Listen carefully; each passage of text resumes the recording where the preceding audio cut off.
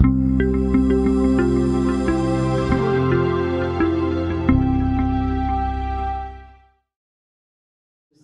reprend cette matinée avec un zoom sur les travaux du groupe Hydrologie Sécheresse qui se tiennent au sein de la Commission internationale de l'ESCO. Et on a la chance ce matin de pouvoir compter sur la présence de son secrétaire général, Léon Dan, qui en plus nous servira un peu de grand témoin, hein, puisqu'on aura l'opportunité de vous redonner la parole. Je vous redonnerai la parole en fin de journée pour que vous puissiez nous livrer vos conclusions, ce que vous avez épinglé au milieu des interventions des uns et des autres là depuis ce matin. Mais d'abord, un petit zoom sur les travaux de ce groupe actif au sein de la Commission internationale de l'ESCO. Merci beaucoup, Monsieur le Président, Mesdames, Messieurs. Je suis ravi d'être ici. Merci pour l'invitation. Donc, je vais vous donner un petit aperçu des travaux qu'on fait dans le groupe Hydrologie, dans le contexte de la lutte contre la sécheresse ou l'impact des changements climatiques.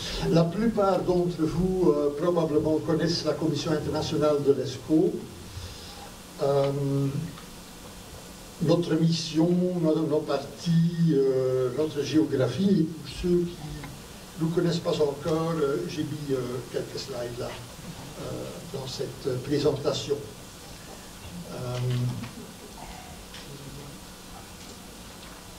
En résumé, en fait, le district de l'ESCO est probablement le plus petit des districts hydrographiques, mais c'est l'encyclopédie de tous les problèmes qu'on ne veut pas dans le domaine de la gestion de l'eau.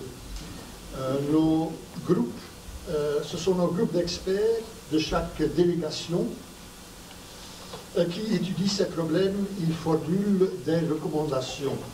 La sécheresse et l'impact des changements climatologiques fait sujet des travaux du groupe de travail hydrologie. Cette carte est une carte générale qu'on publie notamment pour la Commission européenne sur les zones à risque d'inondation, pas très important dans ce sujet. Mais c'est donc le groupe de travail hydrologie qui est notamment en charge de l'exécution et du monitoring du deuxième plan de gestion risque d'inondation. Bien qu'axé sur les inondations, la stratégie générale dans le plan sur les trois axes prévention, protection et préparation sont aussi d'application pour gérer la sécheresse.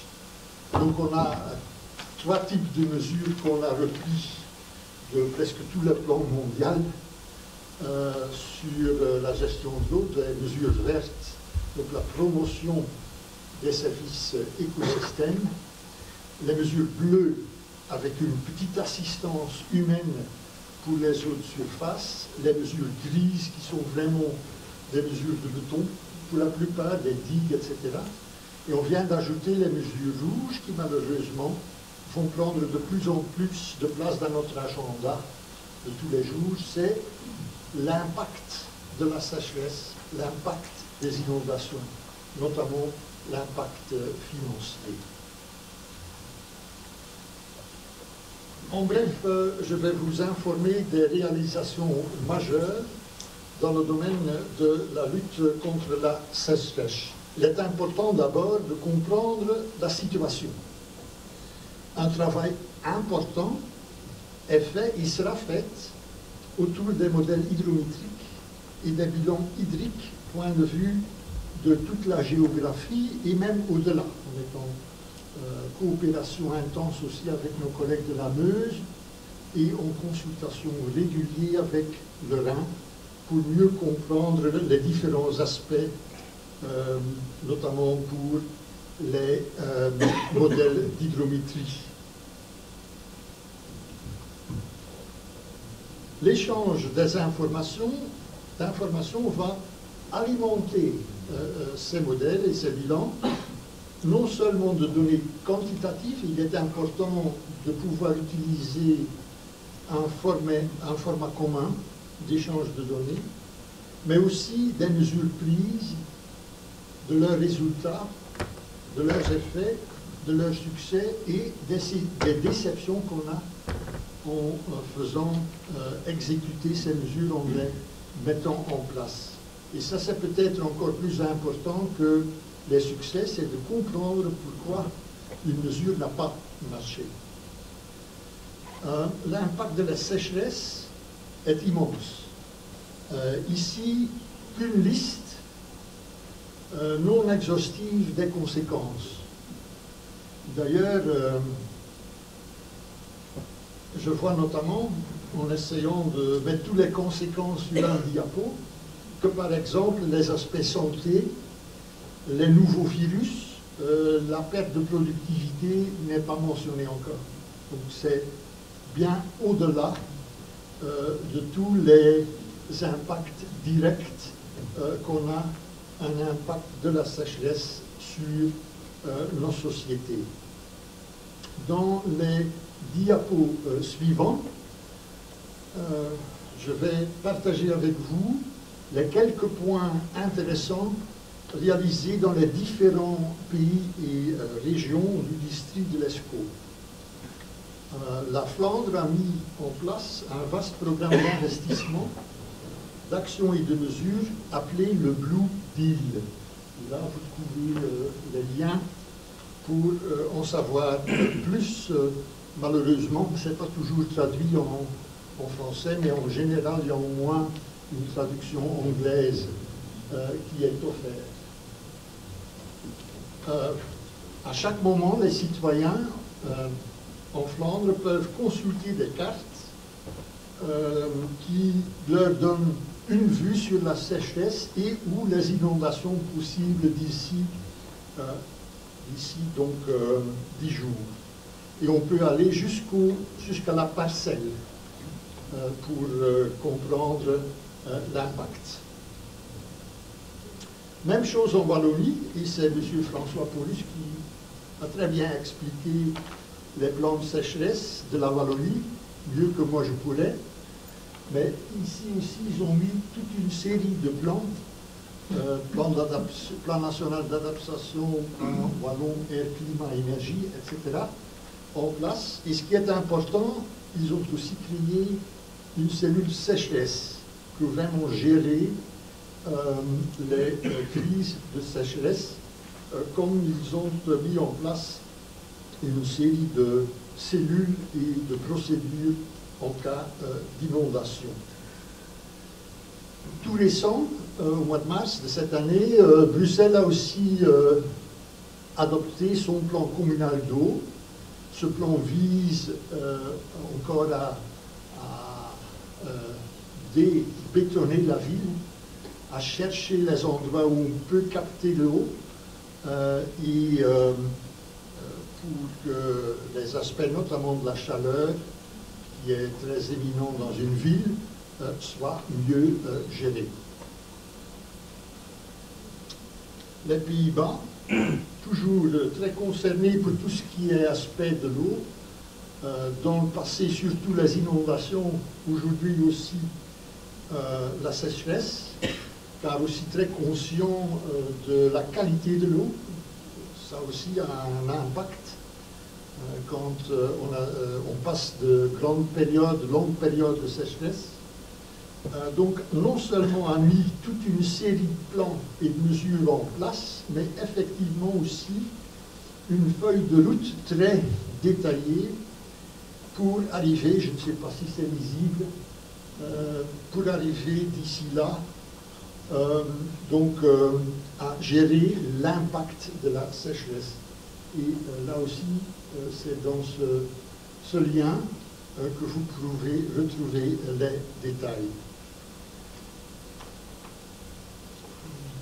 Et aussi en France, on a mis en place différents plans, différents sites web. Je cite que des sites web ici où vous pouvez trouver ces plans, notamment le site web Info Sécheresse, le site web Vigio, et aussi donc tous les plans qui sont reliés à la gestion de l'eau sont mis là-dessus et ou des liens à ces plans-là. Il est très important que nous échangeons entre nous ces plans, leurs conséquences, leurs investissements, pour savoir si c'est bien assez ou pas, pour savoir si ça marche ou pas, pour savoir si c'est d'application dans une autre partie du district hydrologique. Car, dans un avenir proche, on va avoir des sécheresses plus longues et des vagues de chaleur plus fréquentes. Et beaucoup d'aspects sont reliés l'un à l'autre.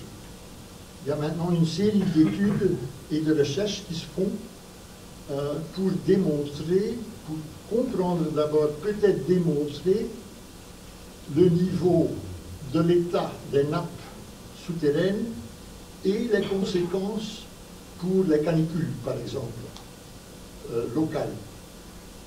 S'il n'est pas en bon état, ils peuvent être plus longs et plus hauts, plus violents. Ce ne sont qu'une des aspects qu'on ne connaît pas encore tout à fait en détail. Mais aussi les infrastructures publiques ne sont pas encore tout à fait adoptées pour prendre les conséquences des périodes de sécheresse. Les mesures sont parfois prises unilatéralement. Parfois les agriculteurs français de ce côté de la frontière demandent pourquoi eux ne peuvent plus pomper de l'eau, tandis que 100 ou 200 mètres plus loin, en Flandre occidentale, ils peuvent le faire, ou vice-versa. Aussi les évaluations des crises de sécheresse ou d'inondation se font parfois trop sur le niveau local, sans rendre en compte les aspects internationaux, les aspects au-delà de la frontière. Deuxième conclusion, les effets d'une longue et extrême sécheresse se retrouvent dans beaucoup de domaines. Le domaine écologique, bien entendu, mais aussi le domaine économique, le domaine financier. Je donne ici l'exemple d'une étude qui a été faite par l'Université de Rotterdam sur les conséquences financières de la sécheresse en 2018, je crois. Je ne sais pas si c'est mentionné. Sur le transport par voie navigable. Une perte de 2,8 milliards d'euros. Les industriels du Ruhr en sont bien conscients maintenant. Quel est l'impact de la sécheresse? Et aussi, bien entendu, social. Donc, troisième conclusion, les conséquences soit d'une inondation ici, soit d'une sécheresse, traversent les circonscriptions administratives. Donc il faut aussi voir quel est l'impact en aval, quel est l'impact dans les autres régions environnantes des mesures que nous on prend. Finalement, quels sont, je l'ai moi ici Nord, mais ce sont des points qu'on discute dans le groupe hydrologie, que j'ai essayé de rassembler sur 3 thèmes. D'abord, une politique de lutte contre la sécheresse. Des exemples d'actions qui ont été prises dans les différentes villes. On a passé en revue toutes ces actions dans tous les pays et régions pour le moment. Et on va essayer de publier quelques exemples sur notre site avec des liens plus détaillés vers le site du pays ou de l'administration ou de la région qui a implémenté ces mesures. Il Vous voyez quelques de ces mesures là. Deuxièmement, une politique d'alerte et de gestion. On a mis en place depuis presque 20 ans un système international d'alerte pour les pollutions accidentelles. On n'a pas de système international d'alerte pour la sécheresse ou les inondations. Donc peut-être il faut y penser. Peut-être pour les sous-bassins les plus critiques, la mettre en place. Et aussi une structure de consultation. On l'a vu avec les inondations, notamment récentes, dans le Nord. Il y avait une structure en place entre, par exemple, la préfecture et la province de la Flandre occidentale. Mais juste dans ce cas, sur la liste, la Flandre occidentale n'était presque pas impactée, mais la Flandre orientale était impactée. Mais là, il n'y avait pas de structure. Donc, personne ne savait qui appeler, comment faire, quoi faire. Bon, ça a eu de très graves conséquences, quand même. Très vite, quelques dizaines de millions de dollars, comme toujours, mais c'est un bon exemple de ce qui est encore à faire. Et une politique d'évaluation de sécheresse ou d'inondation, peu importe, échange de données sur les débits, avec le bilan hydrique des rivières, des masses d'eau transfrontalières, on va essayer de mettre en place le cadre pour ça. Échange d'informations sur l'impact et échange de rapports d'évaluation sur le suivi. Voilà, j'ai essayé de reprendre un petit peu de temps, en sachant que la présentation sera disponible à vous tous. Je vous ai guidé à travers cette présentation et les liens où vous pouvez trouver plus d'informations. Merci beaucoup pour votre attention. Merci, Monsieur le Secrétaire général.